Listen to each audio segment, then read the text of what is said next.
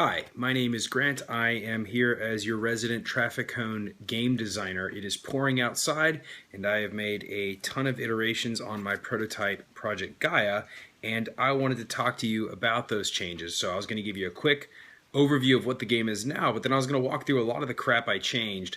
Typically I would blog about this, but people don't like to read sometimes, so I thought I'd experiment with going through some of the high-level notes on things I changed and why I changed them. And maybe some of this will be useful for your own designs, because I'm trying to think of these as like high-level lessons and how I applied them. So let's take a quick look at how to play the game.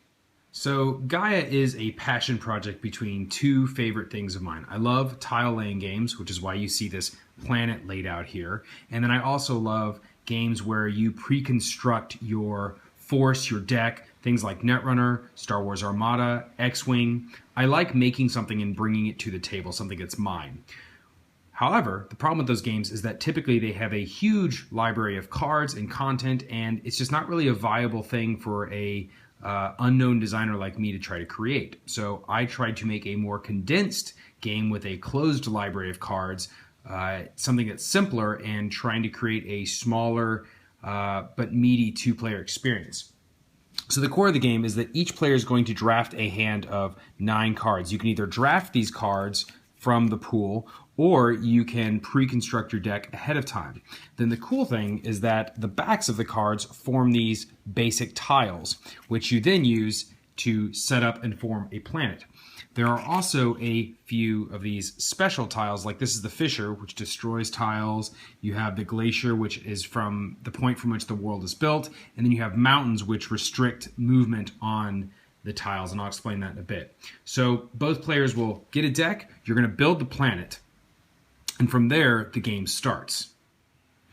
The game is designed from a thematic perspective I have 2 themes in mind. One of which is harkens back to Black and White, the classic Peter Molyneux Lionhead PC strategy game in which you are a god controlling a creature. You're either a good creature or a bad creature, hence black or white, or a good god or bad god, black and white.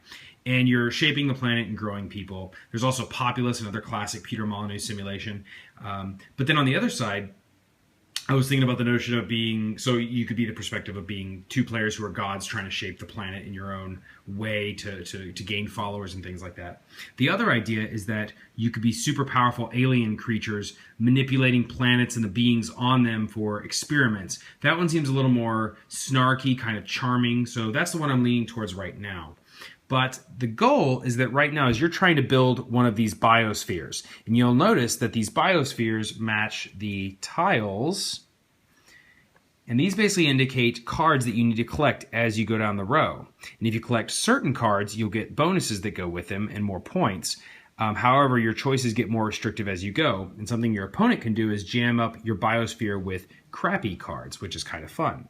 So the way that you're going to build this is by completing these experiments. There's always 3 experiments out, and they range from things like combat objectives, like taking out your opponent's creatures with your own creatures, or creating certain arrangements of tiles on the planet. This one's about creating a swamp with oceans and forests.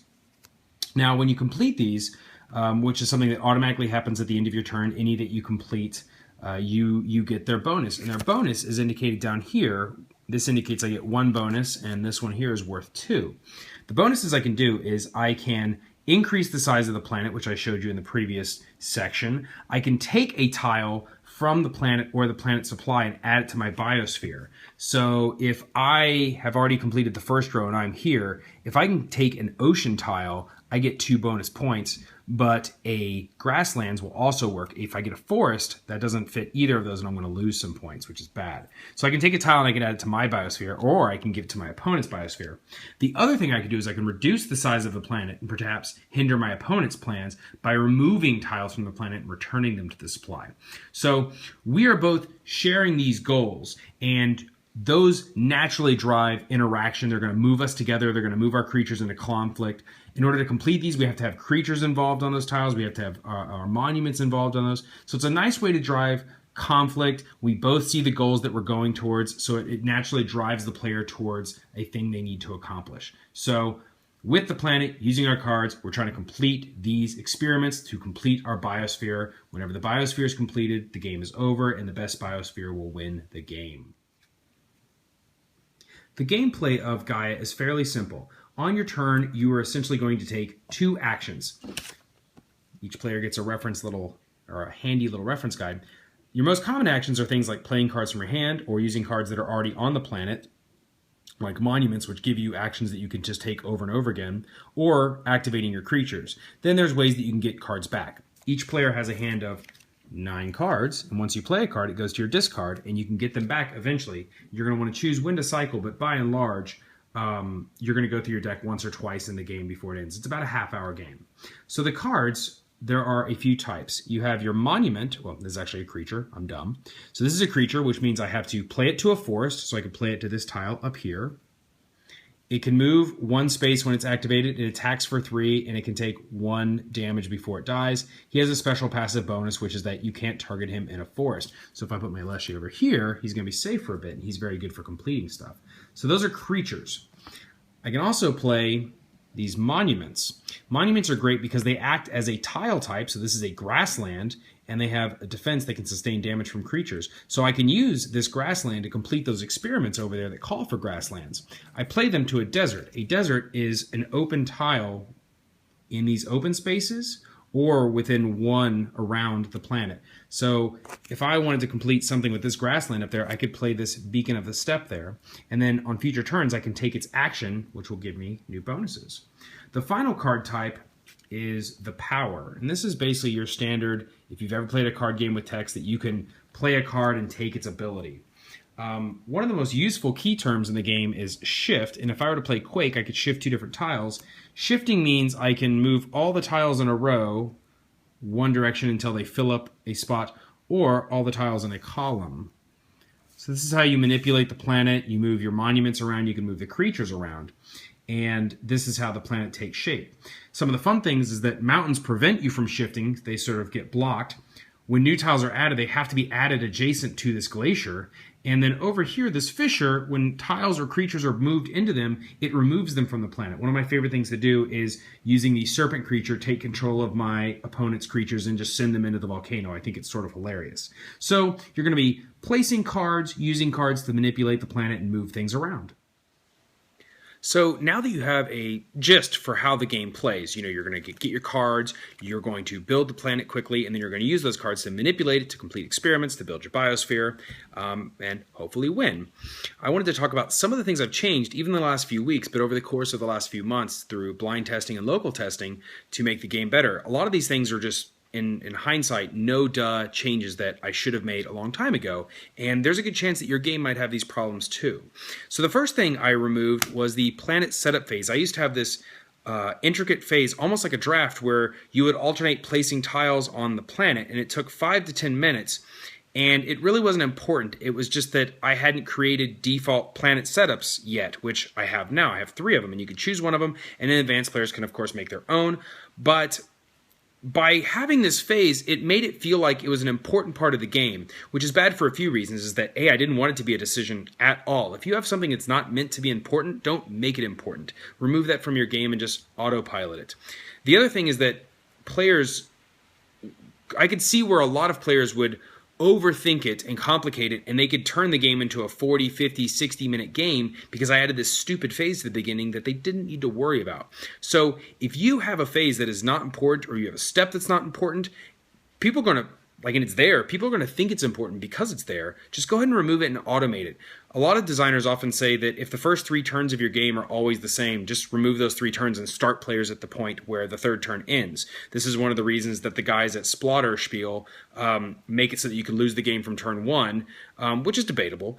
You can argue against or for that. But they basically say, look, if the first few turns don't matter, why have those first few turns? And what I'm saying here is if you have a phase that is not important, and you have decisions that you're making the players make, but you don't want them to make it, just remove that. So what I did here is I removed the planet creation phase, and I just said, here are 3 planet setups, use one of them, and then just go from there. You like that transition? So another thing I removed is that I used to have tiles that are just like this, just plain like this is a forest. That's all you need to know. But I used to have things called landmarks in order to add complexity so that there was a reason to go to different parts of the planet. And I was doing that because my scoring system wasn't interesting enough yet, so I was adding additional complexity to make up for the fact that my scoring wasn't compelling, which is a mistake. You shouldn't add more features to make up for your features that aren't pulling their weight. So people were very confused because they're looking... So I added landmarks, which had all these special abilities, and people were really confused because they're looking at the cards in their hand, and they're trying to look at the things they have to complete, and they're just like, oh my god, there's so much going on. So I removed those. And it made the game much better. It simplified it. But there needed to be a little bit of texture. So what I did was I created the mountains first, which I think are pretty intuitive. You can't move them, the mountains, like a rock. You can't move them, you can't shift them, and they give you a defensive bonus. That was pretty simple and straightforward. And then to add a little more texture as a way to reduce the size of the planet and add sort of a danger spot, I added the fissure, which just destroys stuff. If it goes on it, it's just destroyed. And then to sort of focus the fact that players were just automatically playing cards to complete goals, I made it such that goals can only be added, cards can only be added to a certain part of the planet. So I created 3 very intuitive and simple special features to add some texture, and I removed all the complexity from a lot of other places. So the lesson here is, if you have a feature or an element that is not pulling its weight, don't add more crap to make up for that. Try to find out what you're really trying to do. And for me, that was to make the scoring compelling, but also to rein in certain things in intuitive ways and solve those problems. A lot of times you have to figure this out through testing and iteration, but try to be honest with yourself and don't add obfuscation and additional complexity in the hopes that it adds strategy, because it won't.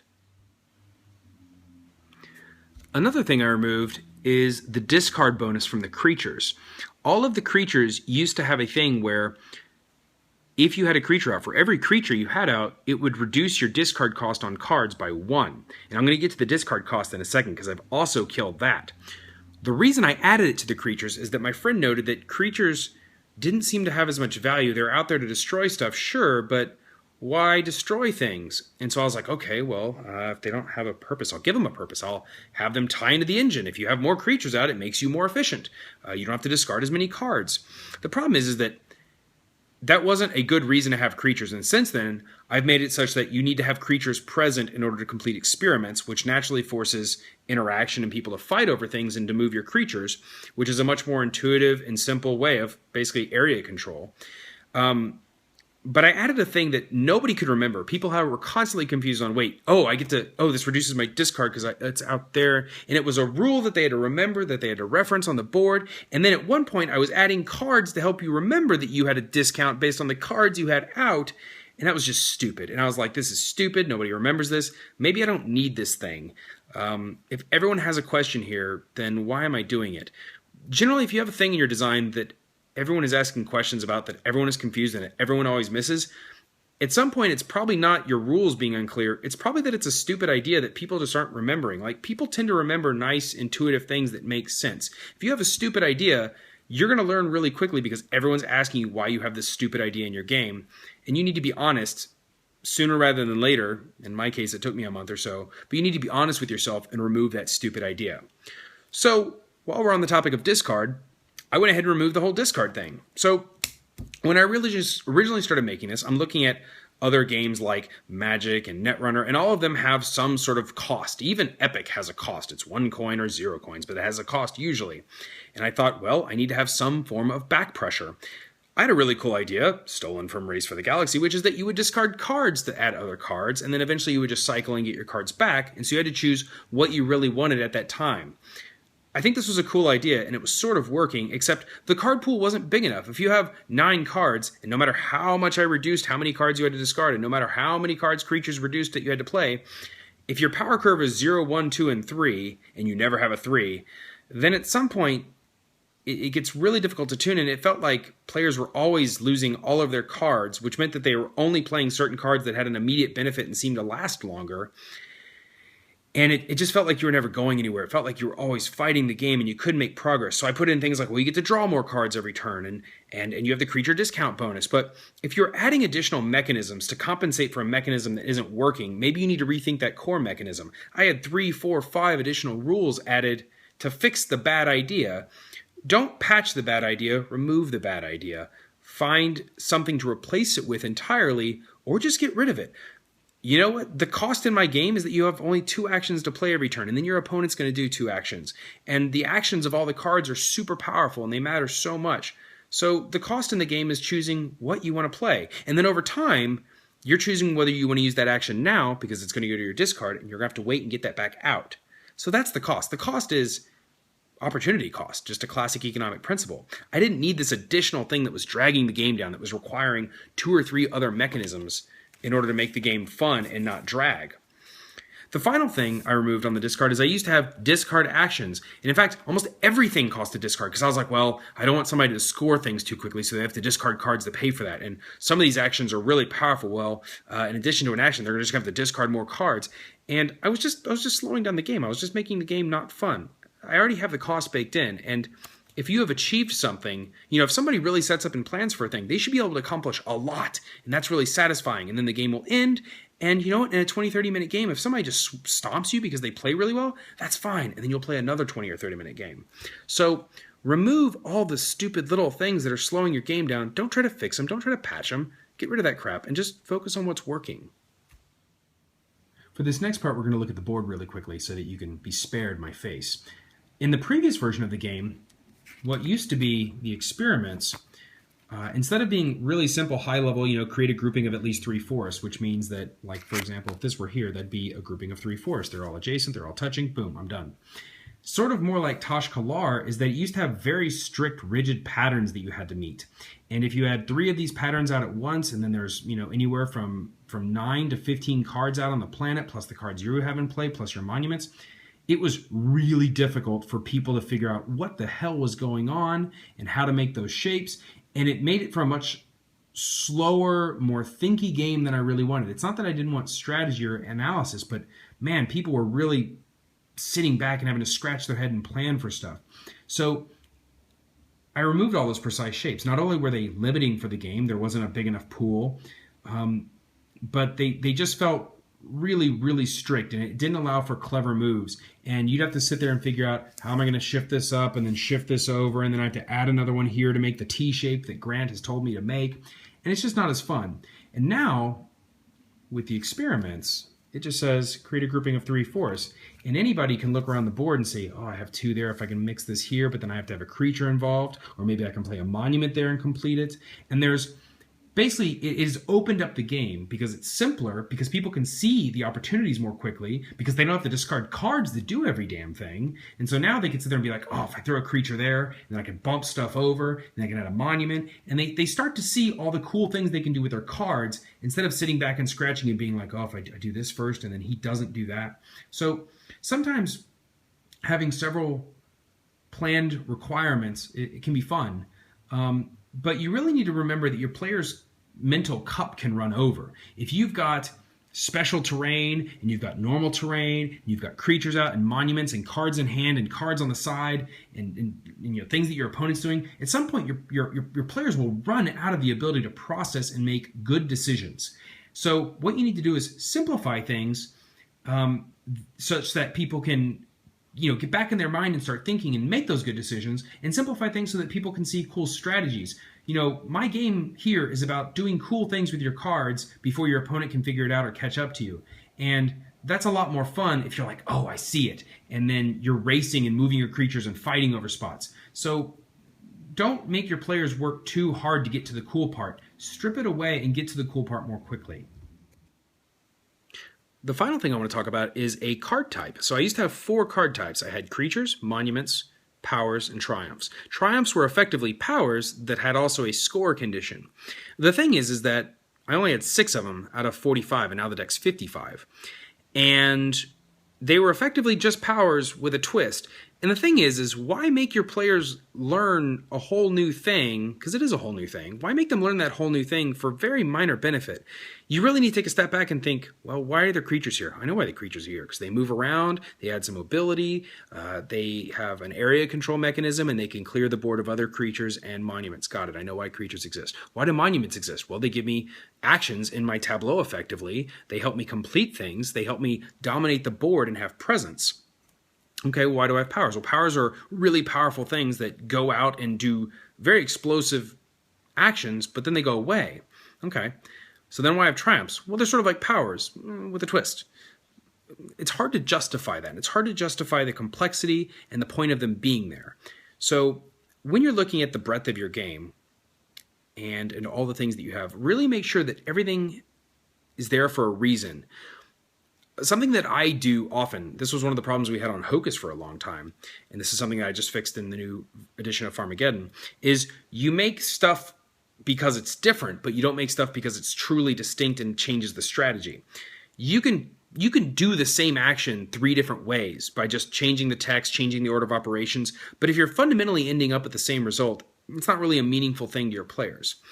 And so you really need to make sure that every new twist in your game has a purpose, it locks into the mechanism, and it's not adding an undue amount of complexity.